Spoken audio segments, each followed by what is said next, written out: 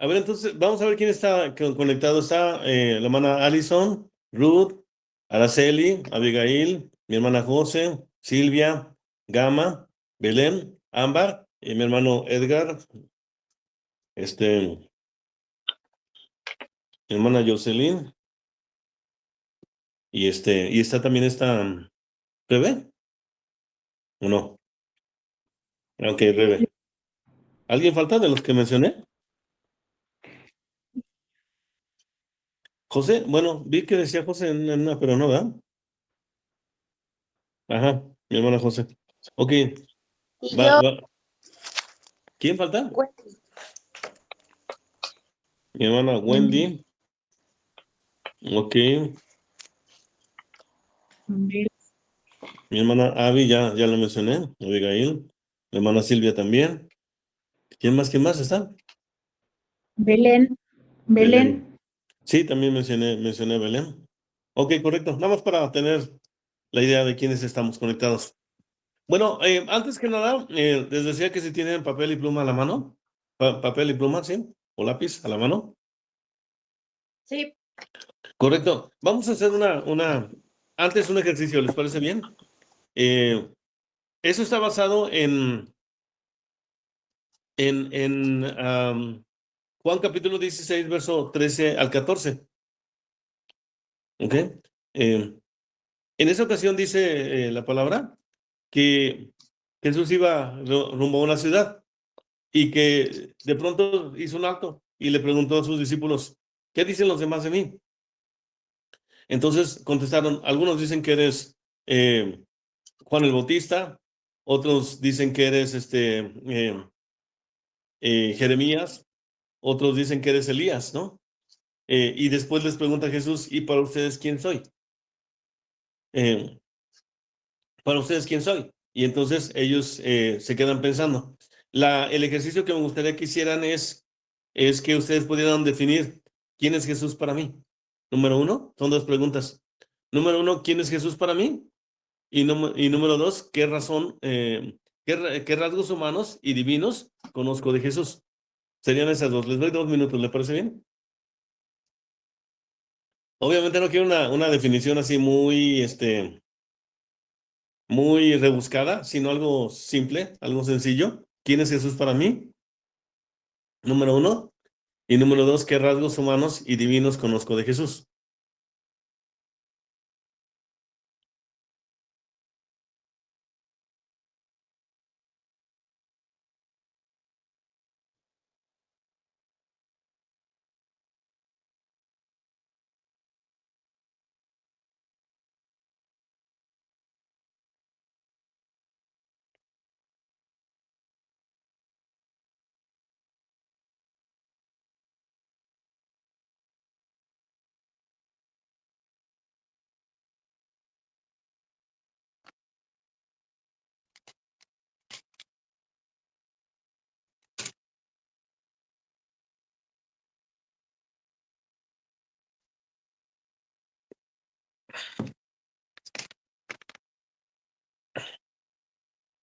Muy bien, tiempo. A ver, entonces vamos a empezar con Ámbar. ¿Sí está Ámbar aquí? Bueno, o no sé si está en el dispositivo de Ámbar. ¿Quién está? Acá estoy. Correcto, Ámbar. La pregunta número uno, ¿quién es Jesús para mí? Si alguien te pregunta, ¿qué contestarías?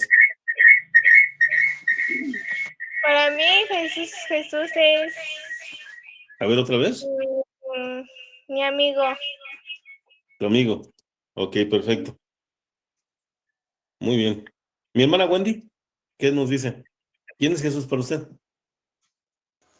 Para mí sería mi Salvador. Salvador, correcto. Mi hermana Araceli. Que para mí es mi Salvador, mi Dios, mi Rey. Mi Dios y mi Rey, correcto. Muy bien. La segunda pregunta es, ¿qué rasgos humanos y divinos conozco de Jesús? Y entonces para ello me gustaría preguntarle a mi hermana Abigail, ¿qué rasgos humanos y divinos conozco de Jesús?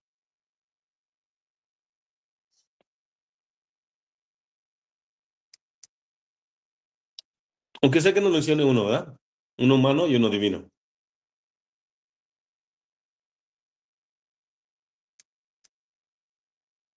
¿Qué dice mi hermana Vi?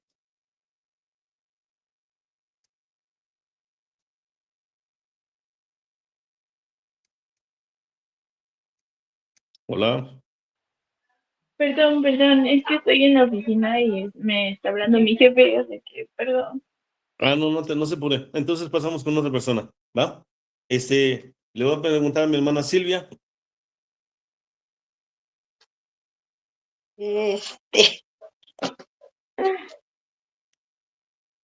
Pues para mí es uno de los rasgos humanos, pues sería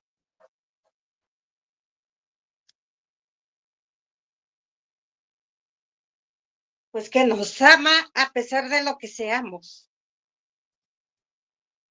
Ok. ¿Y divinos? Y divinos, pues sería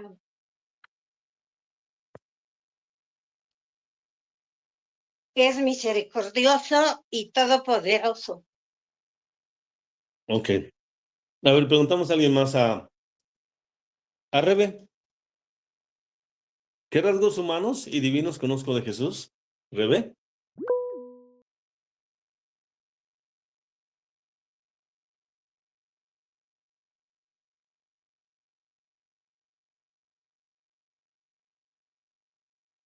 Oh, muy bien, correcto. Justamente, o sea, se trata de que compartamos o sea, sin rebuscar nada, ¿no? Sino más bien así, muy, muy natural, justamente, ¿no? Porque obviamente se trata de hacerlo de menos a más. Entonces, no importa si la respuesta está correcta o no está incorrecta, pero es importante la participación. Eso sí creo que es importante, ¿no? Porque cuando hay una participación, entonces se vuelve más dinámico. Entonces, está muy bien. Bueno, notan algo que en esta cita bíblica, cuando primero Jesús les pregunta, ¿qué dicen los demás de mí? Nadie dice, eh, por ejemplo, algo despectivo, ¿no? Por decir algo, es alguien, es un don nadie. No, no dicen así, ¿no? O algo despectivo, ¿no? Sino al contrario, lo comparan con personas importantes. Juan el Bautista fue el último de los profetas al estilo del Antiguo Testamento. Y de tal manera que dice la Biblia, como él no había otro valiente como él. Y Jesús dio testimonio de él, dijo, él era una antorcha que ardía. Elías fue un gran profeta para los judíos. Y como Elías había desaparecido en un carro de fuego, ellos esperaban que regresara Elías. Entonces dijeron, seguramente él es Elías. Seguramente él es Juan el Bautista porque tiene palabras bien fuertes, ¿no? Eh, Otros decían que era Jeremías o alguno de otros discípulos, ¿no? Entonces, no tenían mal concepto de Jesús, pero no acababan de entender quién era Jesús. O sea, ese es el punto de cómo lo plantea. Tenían un buen concepto de Jesús, o sea, lo tenían en un buen concepto, pero no acababan de entender que él era el Hijo de Dios. Entonces, yo creo que es importante la cristología, ¿saben por qué? Porque justamente la pregunta es qué nos define a los cristianos y cuál es la misión de los cristianos. ¿Y saben cuál es? Dar a conocer a la gente a Jesús, ¿verdad? Entonces, por eso es que es muy importante la teología, porque nos muestra quién es Jesús. Este tipo de estudio que estamos viendo se llama estudio inductivo. ¿Saben por qué? Porque hay dos métodos de aprendizaje o dos métodos de enseñanza. Uno que es deductivo y otro que es inductivo. El inductivo va de parte en parte, o sea, va viendo aspectos y después ya concluye. Entonces, podemos mirar a Jesús como hijo de Dios, podemos mirar a Jesús como hijo del hombre, podemos mirar a Jesús como el Mesías, y entonces ese es un estudio inductivo, donde vamos mirando parte por parte y al final concluimos. Y el otro tipo de estudio se llama deductivo, es decir, el inductivo es de lo particular a lo general. O sea, empieza a hablar de una área, luego de otra, eso es inductivo, ¿no? Y entonces ya concluye. Pero el estudio deductivo es de lo general a lo particular. En ese sentido, todos tenemos una manera de captar las cosas deductivamente, o sea, todos todos lo concebimos, pero general. Y lo que necesitamos es hacerlo deductivamente, área por área, para poder tener un mayor conocimiento. Bueno, dice aquí, la cristología es la rama de la teología que estudia la persona y la obra de Jesucristo. Busca responder preguntas como, ¿quién es Jesús? ¿Es Dios? ¿Es hombre? ¿Qué hizo por la humanidad? ¿Y por qué es el único Salvador? Obviamente la teología es muy amplia, ¿no? Si tomáramos la materia como tal de teología, nos llevaríamos como, yo creo que 3 meses, ¿no? Básicamente.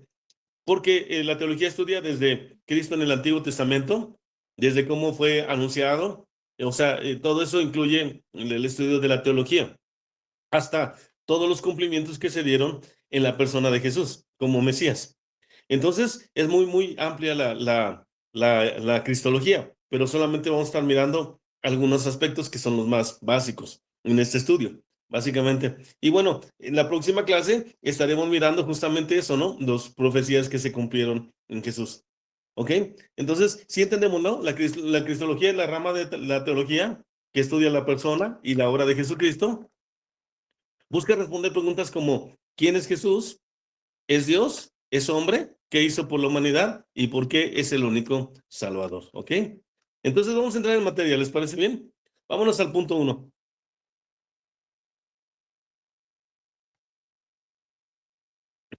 Ok, entonces dice el punto 1, la Biblia enseña que Jesús es verdadero Dios, según Juan capítulo 1, verso 1. Sí lo han leído, Juan capítulo 1, verso 1, ¿verdad? ¿Sí lo han leído? De hecho, cuando alguien recién se convierte, les recomienda que lean siempre el Evangelio de Juan, ¿verdad? Que es el más entendible para nosotros, ¿verdad? Entonces, pero la manera como se introduce, lo han calificado como una joya de la literatura. Para poder hablar de Jesús, lo hace de una manera poética, ¿no? Y dice, en el principio era el verbo era Dios y el verbo era con Dios. Para hablar de la naturaleza de Jesús, desde el principio ya estaba en comunión con el Padre. Y después dice, y aquel verbo fue hecho carne. Ahí es donde nos permite mirar las dos naturalezas de Cristo. La naturaleza divina, que él ya era desde antes, y como dice, por él todas las cosas fueron hechas, y sin él nada de lo que ha sido hecho es hecho, ¿no? En el mundo estaba y el mundo no le conocía, ¿no? Entonces, justamente nos habla de la naturaleza divina, pero también dice, y aquel verbo fue hecho carne y habitó entre nosotros. Entonces nos da el contexto de saber que Jesús también tiene una naturaleza humana. ¿Alguien ha leído, por ejemplo, Filipenses capítulo 2, verso 5 al 9? Bueno, dice así, se los voy a leer, bueno, se los voy a decir rápidamente. Dice, haya pues en vosotros este sentir que hubo también en Cristo Jesús, el cual siendo en forma de Dios, no estimó el ser igual a Dios como cosa que aferrarse, sino que se despojó. Pero la palabra despojarse en el original es anonadado. La palabra anonadar es como vaciamiento. Dice, o sea, hablando de su naturaleza divina, dice, se despoja de esa naturaleza para tomar una naturaleza humana. Entonces dice, sino que se despojó a sí mismo, tomando forma de siervo, hecho semejante a los hombres. Y estando en la condición de hombre, se humilló todavía más, ¿no? Para servirnos. Y se hizo obediente hasta la muerte y muerte de cruz. También nos da esa idea de lo que tuvo que pasar con Jesús. Entonces, cuando hablamos de Jesús, entendemos algo, teológicamente se llama unión hipostática. Es decir, que en una persona habitan dos naturalezas, perfectamente, ¿no? La plenitud de dos naturalezas. Y solamente podemos hablar de eso en la persona de Jesucristo. Perfectamente como Dios y perfectamente como hombre, ¿no? Entonces, es importante, número 1, distinguir la diferencia entre una y la otra. Y es importante también entenderla cómo pueden habitar solamente en la persona de Jesucristo. Por ejemplo, cuando no tengo esa visión, puedo cometer errores muy grandes. Por ejemplo, la Iglesia Católica ahorita está enseñando mucho la doctrina de María, se llama doctrina mariana. Y entonces a la Iglesia Católica dice que es la madre de Dios. Entonces se están mezclando dos naturalezas completamente distintas. Entonces, para poder entender que no es madre de Dios, porque Dios ya era y María fue después, ¿no? Entonces tengo que entender la naturaleza.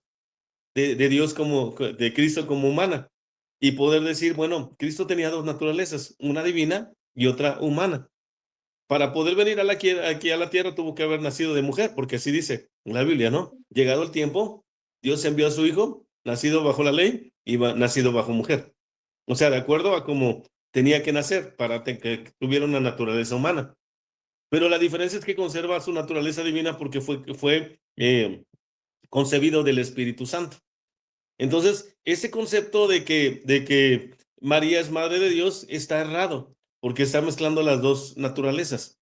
O sea, la naturaleza divina nos habla de Dios y la naturaleza humana nos habla justamente de cómo Jesús tuvo que nacer aquí en la tierra. Y entonces, podríamos hablar de María como madre de Jesús, pero no como madre de Cristo. O sea, podemos hablar de María como madre de Jesús, pero en su naturaleza humana, pero no como madre de Dios, porque pues Dios es el único, ¿no? No hay más. Hay solamente un solo Dios. Entonces, si hablaríamos que también tiene una naturaleza divina, María, caeríamos en un error muy grande porque pensaríamos que entonces hay muchos dioses, ¿no? Y entonces no, hay un solo Dios. Entonces, sí se entiende por qué tenemos que distinguir las dos naturalezas, la humana y la divina. A ver, alguien que me lo pueda explicar. Por ejemplo, si le pregunto a Ruth, ¿dónde está la diferencia entre la naturaleza humana y la naturaleza divina? ¿Qué contestarías, Ruth?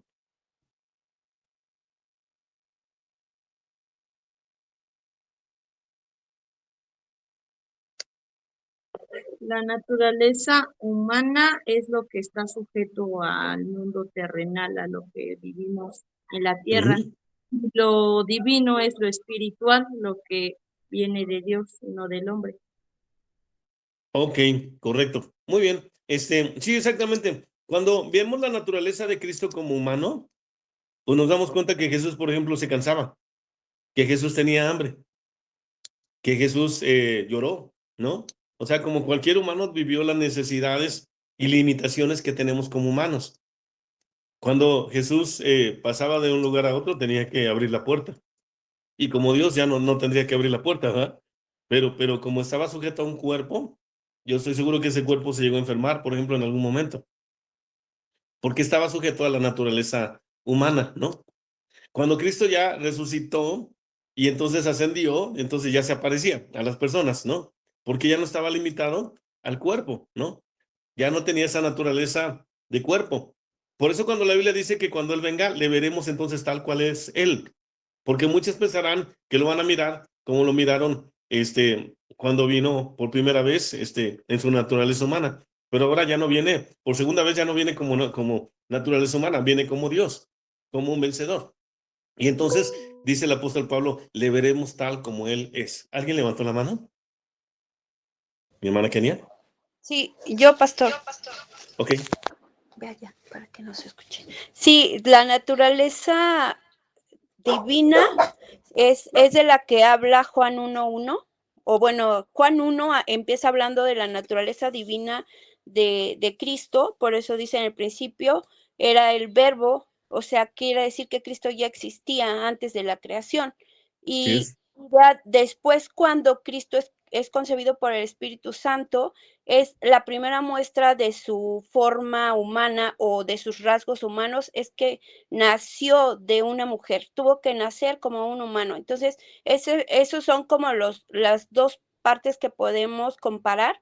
La primera, pues, en Juan 1, cuando habla de Jesús como el verbo, y también, pues, cuando es concebido de forma humana con María.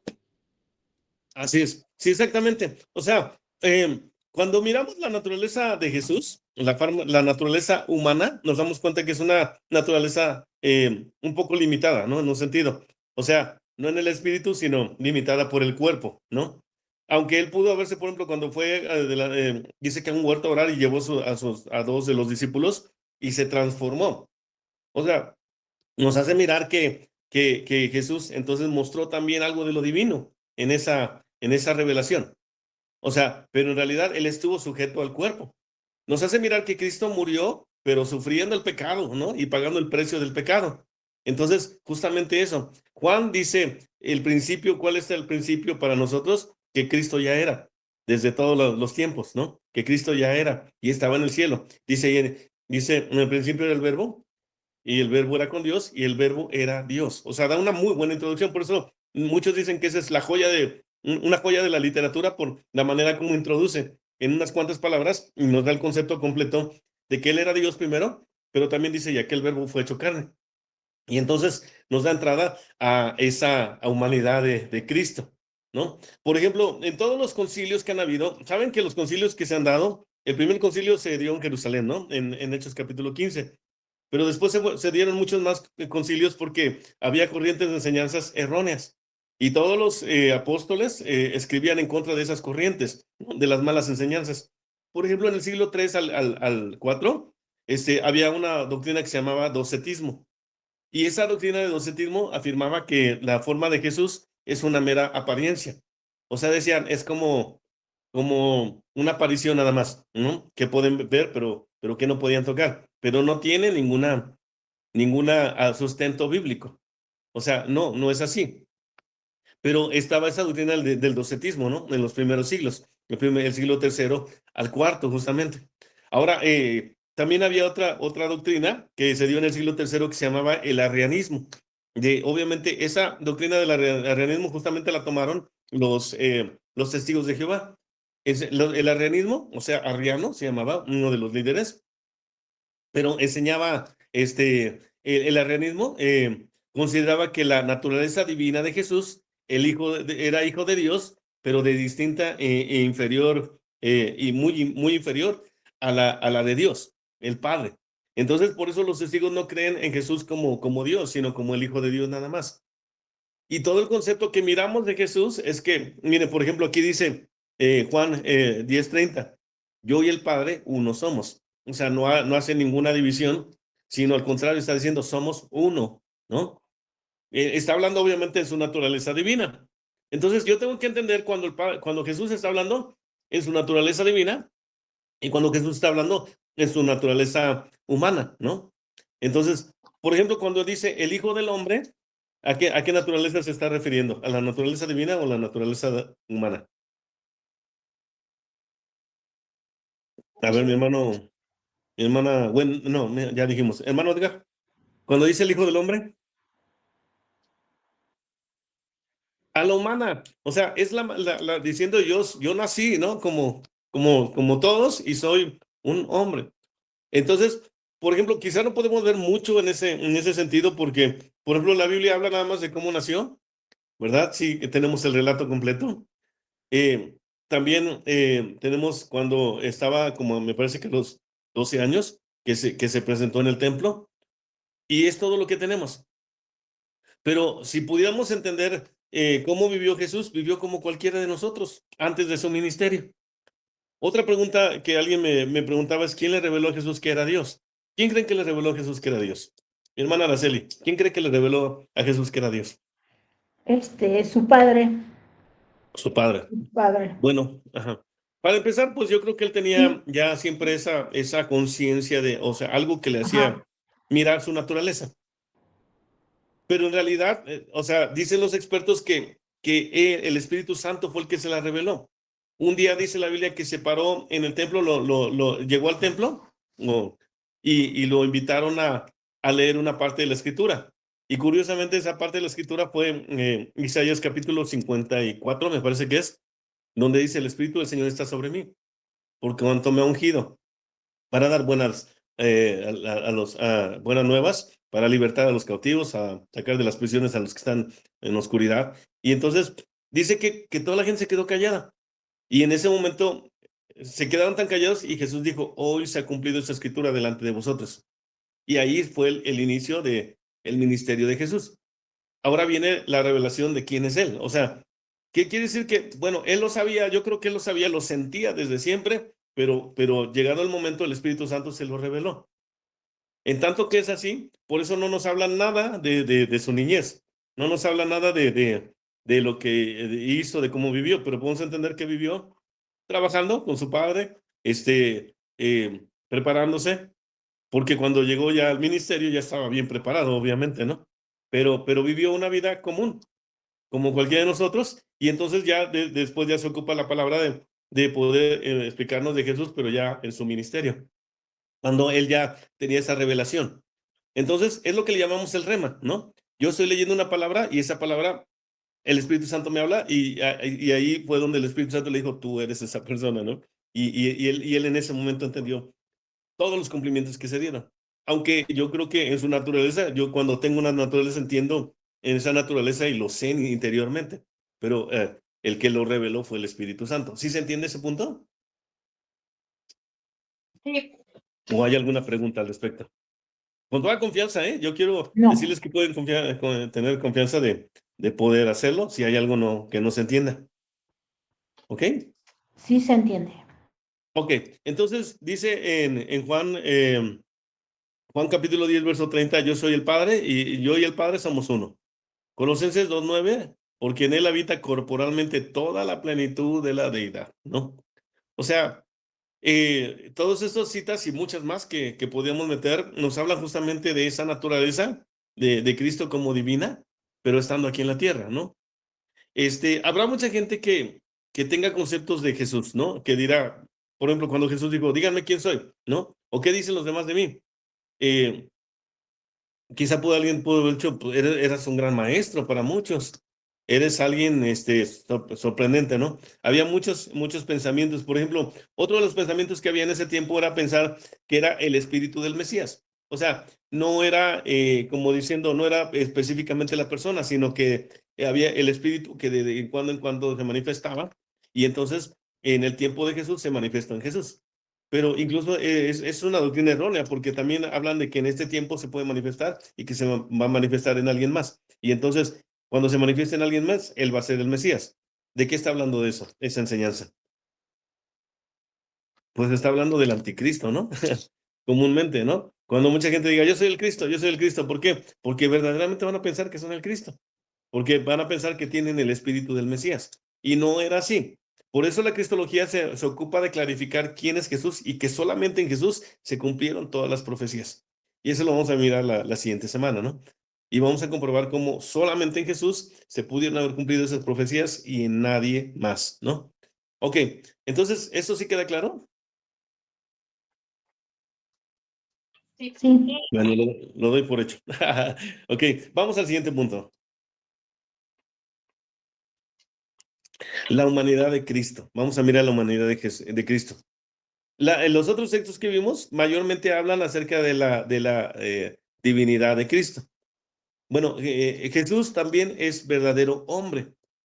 Juan capítulo 1, verso 14, y aquel verbo fue hecho carne. Entonces les decía, esta cita lo presenta como Dios, pero también lo presenta como la humanidad, cuando dice aquel verbo fue hecho carne y habitó entre nosotros, ¿no? Entonces, Jesús también es verdadero hombre, Juan 1:14, y aquel verbo fue hecho carne. Filipenses capítulo 2, verso 7 y 8. Vamos a ver lo que dice Filipenses capítulo 2, versos 7 y 8. ¿Alguien lo tiene de casualidad?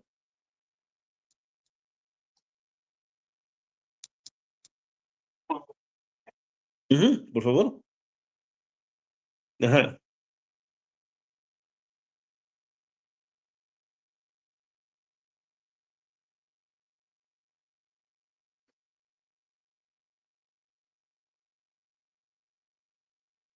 Así es. Entonces está hablando de su humanidad, ¿no?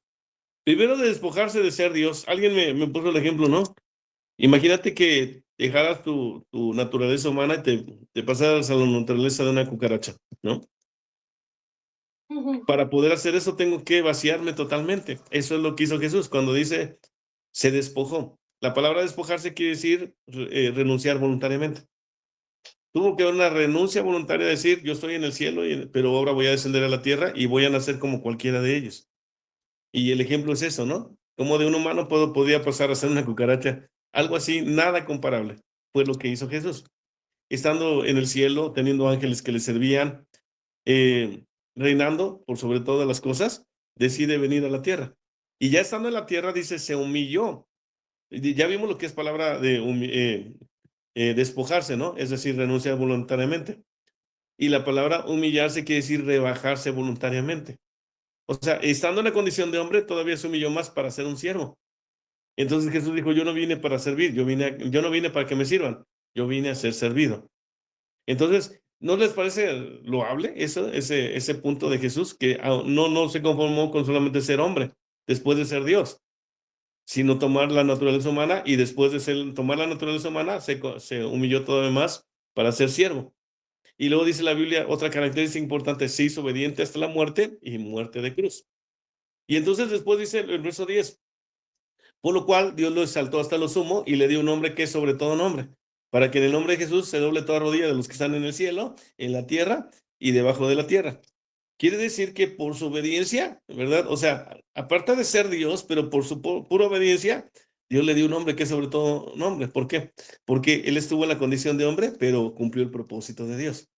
Entonces, podemos hablar de la naturaleza de Dios como hijo de hombre, o sea, su naturaleza, la naturaleza de Dios como hijo de hombre, ¿no? Básicamente. Por ejemplo, cuando exclamó, Padre, ¿por qué me has abandonado? ¿No? Hay algo que le llaman el deicidio de Dios. No sé si han escuchado algo de eso, el deicidio de Dios. Es decir, la palabra deicidio quiere decir cuando Dios muere, ¿no? Pues literalmente Jesús murió en la cruz y dijo, Padre, ¿por qué me has abandonado? La palabra muerte quiere decir separación. El Padre se separa después de que había estado toda la eternidad en comunión. En ese momento se aparta el Padre porque estaba cargando el pecado de todos nosotros y muere. O sea, fue un castigo terrible, ¿no? Y entonces muere. Y entonces cuando vemos ese punto de que él murió, dice que descendió hasta los infiernos, a las partes más bajas, y testificó. Y después vino el Espíritu Santo y lo levantó, ¿no? Entonces, ahí podemos mirar cómo cumplió con toda su naturaleza humana hasta la muerte y muerte de cruz. Pero lo bueno es que Jesús no nada más era humano, sino ahí hubiera quedado, ¿no? Hubiera quedado como cualquiera de los personajes de los líderes de otras religiones. Pero ahora viene la naturaleza divina que dice que el Espíritu lo levantó de los muertos y venció la misma muerte, ¿no? ¿Por qué? Porque cumplió el propósito de Dios pagando el precio del pecado y venció a la misma muerte. Cuando vemos lo que dice Pablo en Corintios capítulo 15, dice, muerte, ¿dónde está tu hijo? O sepulcro, ¿dónde está tu victoria? Él venció a la muerte, ¿no? Y entonces la muerte ya no existe como esa que retenía a las personas. Ahora los que murieron en Cristo se fueron llevados juntamente con él. Pero en su naturaleza humana cumplió todo eso, ¿no? Por eso dice, estando en la condición de hombre, ¿no? Se humilló todavía más. Bueno, dice Filipenses 2, 7 y 8, ya lo leímos. Y Hebreos capítulo 5 dice que fue tentado en todo, pero sin pecado, ¿no? Entonces dice Hebreos 5, dice, no tenemos un sumo sacerdote que no pueda compadecerse de nosotros, sino uno que fue tentado en todo, pero sin pecado. Entonces nos está hablando también de la naturaleza de Cristo, ¿no? Cómo él entiende nuestra condición, porque también como humano sufrió todas las tentaciones que hemos sufrido nosotros. También como humano pasó por todas las carencias y las situaciones y las necesidades que hemos tenido. Hay gente que puede decir, a mí nadie me entiende. Pues yo creo que Dios lo entiende. ¿Por qué? Porque justamente padeció todas las cosas, ¿no? Fue tentado en todo, pero sin pecado. Mi hermana Araceli. Sí, perdón, esa cita de Hebreos 5, no, es Hebreos 4:15. Ah, ok, perdón. Hebreos 4, pues gracias por la aclaración. También Sí. lo modificamos entonces, ¿no? Ujú. Sí, habla de Jesús como sumo sacerdote, ¿no? Y entonces dice, no tenemos un sumo sacerdote que no pueda compadecerse de nuestras debilidades, sino uno que fue tentado en todo, pero sin pecado. ¿Sí, hermana? Otra vez, ¿verdad? Mi hermana Araceli. Sí, exactamente así dice, pero es Hebreos 4:15. Hebreos 4:15, correcto. Ah, perfecto. Bueno, gracias por la aclaración. Correcto. Sí. ¿Hasta aquí bien? ¿Le pregunto? ¿O hay alguna pregunta? Ujú. Ok, correcto. Entonces vamos al siguiente punto, ¿no?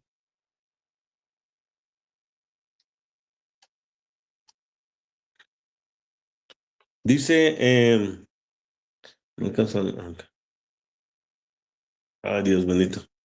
Me moví, creo que. La unión, Dios.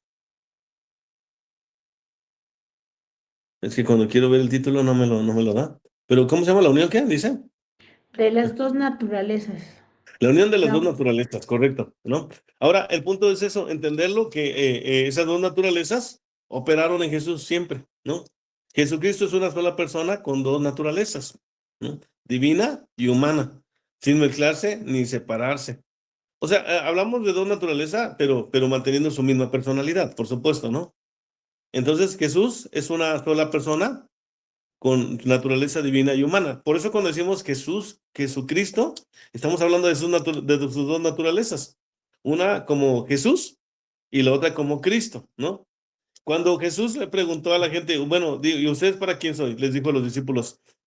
Entonces dice que Pedro tuvo una revelación. ¿Y cuál fue la revelación que le dio a Pedro? De la cual habló Pedro. Él dijo, tú eres el Cristo, el Él Hijo era del el Dios. Cristo. Entonces, Ajá. ya no nada más era Jesús, ahora era con la revelación, tú eres el Cristo, el Hijo del Dios viviente. Por eso te digo que todas esas revelaciones solamente te las puede dar el Espíritu Santo, ¿no? En ese sentido. Entonces dice que Pedro, el Espíritu, entonces le dice Jesús, bienaventurado eres Pedro, porque no te lo reveló carne ni sangre, sino es el Espíritu el que te lo revela, ¿no? Entonces tú eres el Cristo, el Hijo del Dios viviente. Y les decía, como la gente decía, bueno, Jesús, sí es un maestro, sí es un profeta, sí es es Juan el Bautista, ¿no? Que los había impactado. Sin embargo, ahora, como decía, no acababan de entender que también era hijo de Dios, que también era la naturaleza de Dios. Obviamente, cuando ves un milagro, de los milagros que pudo haber hecho Jesús, por ejemplo, la alimentación de los panes y los peces, por ejemplo, lo entiendes, ahí tuvieron la gente la revelación de quién era él, ¿no? O sea, es maravilloso porque todos esos milagros te mostraban todo lo que había en Jesús, más allá de la naturaleza humana. Entonces, por eso digo, esa unión siempre estuvo ahí. Jesucristo es una sola persona con dos naturalezas, divina y humana, sin mezclarse ni separarse. Por ejemplo, cuando hay el cumplimiento de las profecías, por ejemplo, dice, el celo de Dios me consumió, ¿no? Es uno de los cumplimientos y fue cuando limpió el templo, ¿no? Es un celo santo, ¿no? Justamente está hablando de Jesús en su naturaleza humana, pero con una revelación divina. Entonces, es eso justamente, sin mezclarse ni separarse. Juan 1:14 y Timoteo, 1 Timoteo capítulo 2, verso 5. Vamos a ver lo que dice 1 Timoteo. ¿Alguien lo tiene?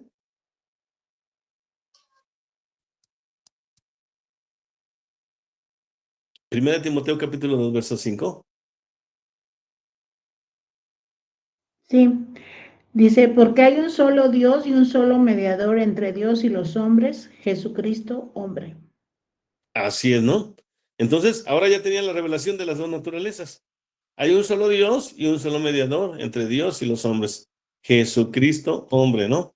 Estaba hablando, o sea, estaba tratando de mostrar ese Jesucristo que ustedes conocieron, ¿verdad?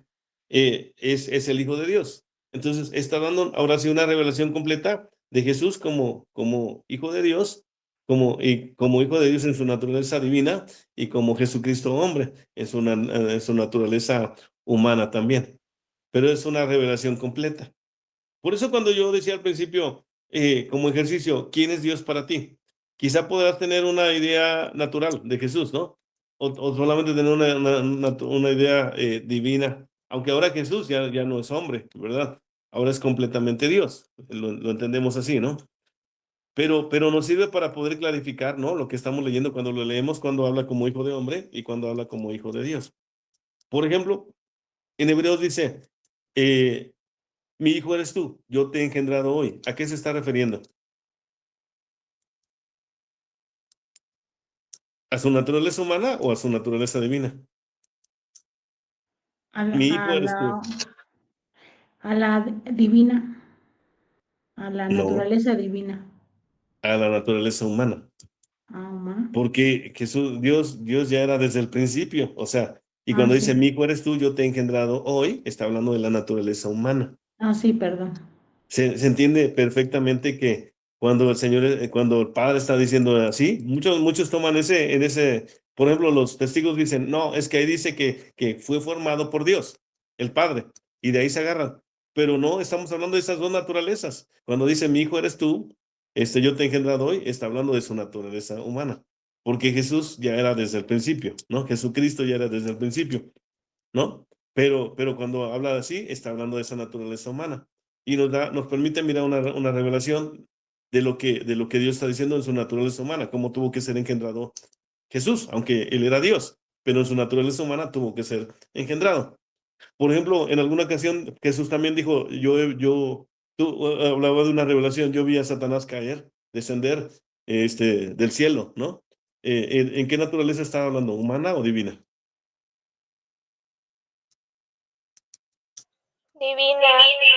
Divina, exactamente. O sea, aunque estaba como hombre limitado, pero tenía esa naturaleza y dijo, yo vi a Jesús, yo vi a Satanás descender del cielo, juntamente con sus seguidores, ¿no? Estaba hablando de algo que ya había ocurrido, pero él en su naturaleza humana está dando esa revelación, ¿no? Y por ejemplo, cuando los discípulos, cuando el pueblo de Israel decían, nosotros tenemos solamente un padre, ese se llama Abraham. Y Jesús dijo, de cierto les digo, que antes que Abraham fuera, yo soy. Y todas las veces que dice yo soy, está hablando de Dios, ¿no? De su naturaleza divina. ¿Sí se entiende eso? O sea, cuando dice yo soy, entonces de cierto les digo que antes que Abraham fuera, yo soy, ¿no? Y entonces está hablando de su naturaleza divina, justamente. Entonces, esto nos sirve para poder leerlo y poder darnos cuenta cuándo está hablando de su naturaleza humana y cuándo está hablando de su naturaleza divina. Ok, ¿hasta ahí alguna pregunta? No.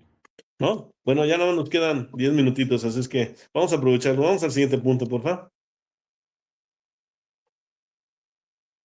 Número 4, la vida perfecta de Cristo.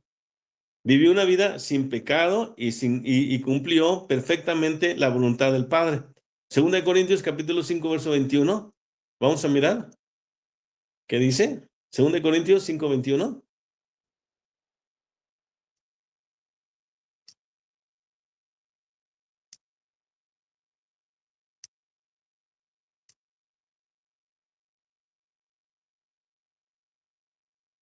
Ok.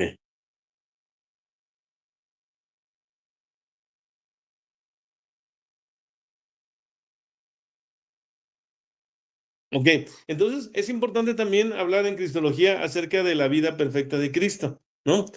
Romanos lo compara con el primer Adán y el segundo Adán. Y entonces dice, el primer Adán falló, ¿no? Y por él todos caemos en la maldición del pecado. Pero dice, pero el segundo Adán, o sea, Cristo, entonces dice, por él todos somos salvos, ¿no? Entonces habla de que tuvo que vivir una vida perfecta. Obviamente el Antiguo Testamento hablaba de un cordero perfecto y cuando Juan el Bautista lo vio, dijo, este es el cordero de Dios que quita el pecado del mundo, aunque no lo conocía, pero tuvo una revelación divina de quién era el que se acercaba. Ese es el cordero de Dios que quita el pecado del mundo. Pero ese es un sentido divino, pero también en un sentido humano, porque Jesús vivió una vida perfecta. O sea, como decíamos, ¿no? La Biblia dice, fue tentado en todo, pero sin pecado. O sea, él tuvo que pasar por todas las tentaciones.